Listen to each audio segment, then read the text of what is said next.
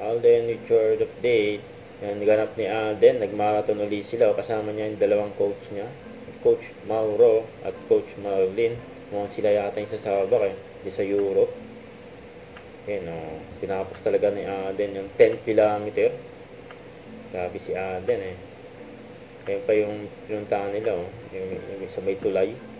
Ayan yung view. Ayan pa yung IG story ni Alden. Siyempre after niyang tumakbo. Pinom muna siya ng juice. Yung verse of the day. Scan niya yung Bible.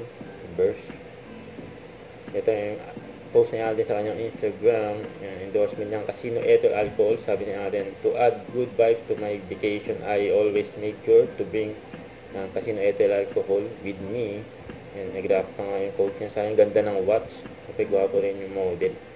Yan, cute pa nga siya ni Alden. Nagpa-thumbs up. Yan sa Casa Bernardo.